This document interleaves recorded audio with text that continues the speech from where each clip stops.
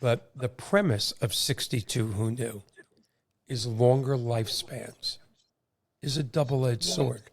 In fact, a few of my people that I trust in a lot with my marketing have said, Michael, you may need to take it to the next step, which is, it's not just a double-edged sword, but that longer lifespans is America's greatest blessing, and at the same time, its greatest curse.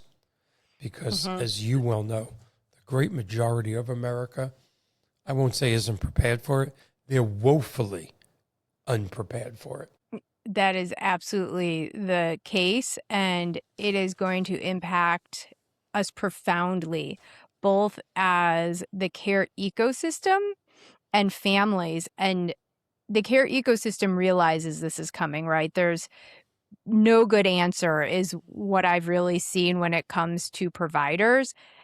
Nobody has been able to say this is the solution for what's to come. And families, I just don't think in general understand that, that living to 95 was not part of how this long-term care ecosystem was designed. That's right. Why we're talking more about it now, because we're starting to see the impact that it's creating on our society.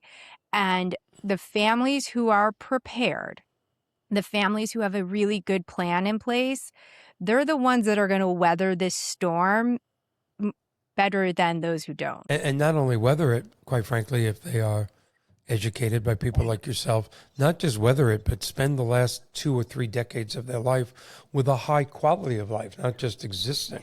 And again, what always astounds me, because we've had doctors and scientists on the show, is that the reason we're living to be 90 or 95 so often now, how it's becoming common, is because of the medical breakthroughs, scientific technologies of the last several decades.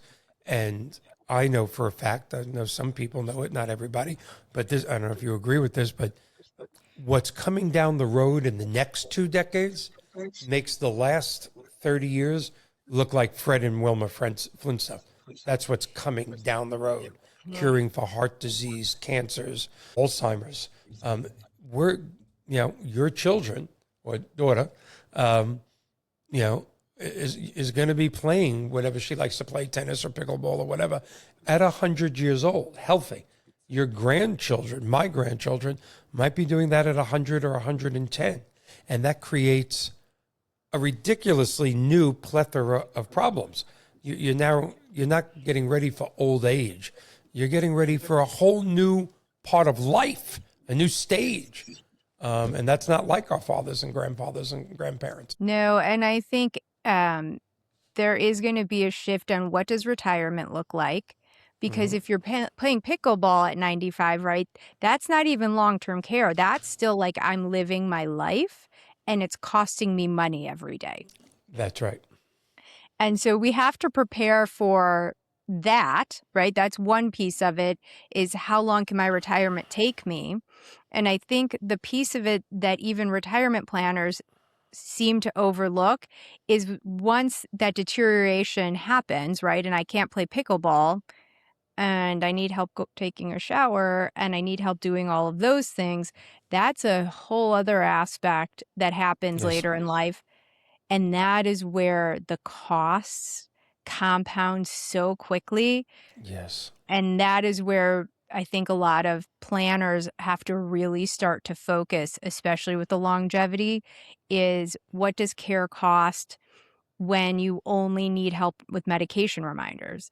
And then what does it cost when you've upgraded to I just need help in the shower to I need supervision 24 hours? Like, what do those kind of trajectory look like? And those really need to be part of the plan. And that first part that you mentioned, I need help with my medicine, is X, but that last one, and there's many stages in between, I need help 24/7, that's not 10 times X. That could be 100 times X. And so, the 2 words that I hear constantly when I'm on other podcasts, and I try to learn from people smarter than me, of which many people are, the 2 words everybody on the tip of everybody's tongue is affordability and longevity. And then if I guess I had to pick up 3 other words that should be and are on the tip of every financial planner's tongue, it's aging in place.